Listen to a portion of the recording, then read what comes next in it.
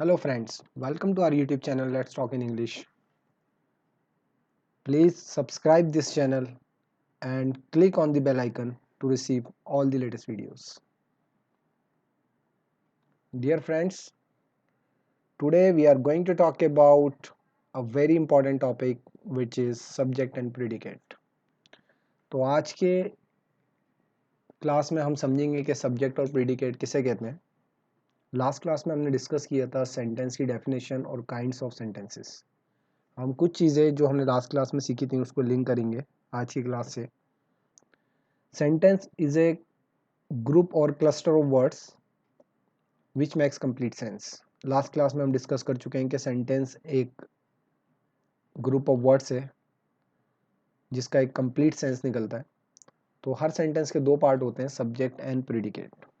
आइए सब्जेक्ट और प्रेडिकेट को समझते हैं, क्या होते हैं सब्जेक्ट एंड प्रेडिकेट।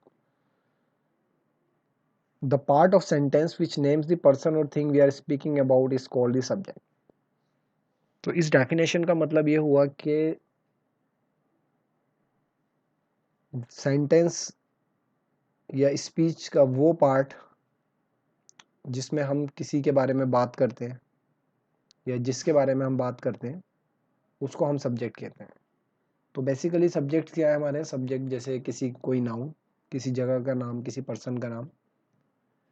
और प्रोनाउन जो हमारे नॉमिनेटिव प्रोनाउन है, मैं नॉमिनेटिव प्रोनाउन की बात कर रहा हूँ, जैसे ही she it I you we दे।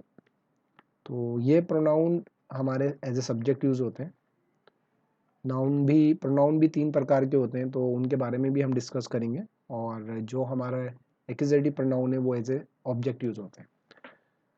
और the part which tell something about the subject is called the predicate.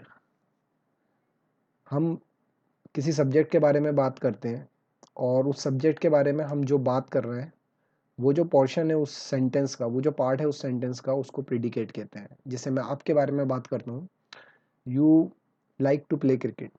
तो इस सेंटेंस के अंदर यू एक सब्जेक्ट है और लाइक टू प्ले क्रिकेट एक प्रेडिकेट है। Let's have more examples. He has a good memory. तो इस स्लाइड में जो मैंने कलर किया है रेड से, वो सब सब्जेक्ट्स हैं इन तीनों सेंटेंस के अंदर। और जो आपको कलर दिख रहा है, जो पार्ट और जो पोर्शन ब्लू कलर से, वो प्रेडिकेट है। He has a good memory, तो ही एक सब्जेक्ट है, has a good memory. Generally predicate verb plus object जो होता है हमारा सेंटेंस के अंदर, वो प्रेडिकेट होता है। I shoot an arrow into the air. इस सेंटेंस में आई एक नॉमिनेटिव प्रोनाउन है और एज ए सब्जेक्ट यूज हुआ है। और shoot an arrow into the air, ये जो रिमेनिंग पार्ट है सेंटेंस का, ये एक प्रेडिकेट है। और इसके अंदर शूट एक वर्ब है और जो रिमेनिंग पार्ट है इट इज़ एन ऑब्जेक्ट और the close of the sentence. Rahul place cricket very well. Rahul इस सेंटेंस में सब्जेक्ट है और प्लेस क्रिकेट वेरी वेल, इतना जो पोर्शन है which is coloured with blue, this part of a sentence और this portion of sentence is the predicate. अब यहाँ कुछ इंपॉर्टेंट चीज़ें हैं जो मैं आपसे डिस्कस करना चाहता हूँ। वो है subject of a sentence usually come first, जो हमने पहले भी डिस्कस किया था कि सब्जेक्ट क्या होता है। जनरली हम जब भी हम सेंटेंस फॉर्मेशन के बारे में सीखेंगे तो सब्जेक्ट की जो पोजीशंस होती है वो सबसे पहले हमारा किसी भी सेंटेंस में सब्जेक्ट ही आता है। But occasionally it is put after the predicate. Predicate जो रिमेनिंग पार्ट है, कभी कभी ऐसा भी होता है कि हम प्रीडिकेट पहले यूज़ करते हैं और सब्जेक्ट बाद में। जैसे नीचे एक एग्जांपल दी गई है, हेयर कम्स दी बस। तो इस सेंटेंस के अंदर बस एक सब्जेक्ट है एंड हेयर कम्स प्रीडिकेट है। We can also put the subject after the predicate. और हमने लास्ट क्लास में सीखा था कि जो सेंटेंस होते हैं हमारे, उसमें से एक सेंटेंस होता है इम्परेटिव सेंटेंस। तो इम्परेटिव सेंटेंस के अंदर सब्जेक्ट जनरली नहीं होता है, सब्जेक्ट इज लेफ्ट आउट और omitted. We don't take subject. Sit down, thank him. तो इम्परेटिव सेंटेंस में सिर्फ हम predicate, we only have a predicate, we don't have the subject.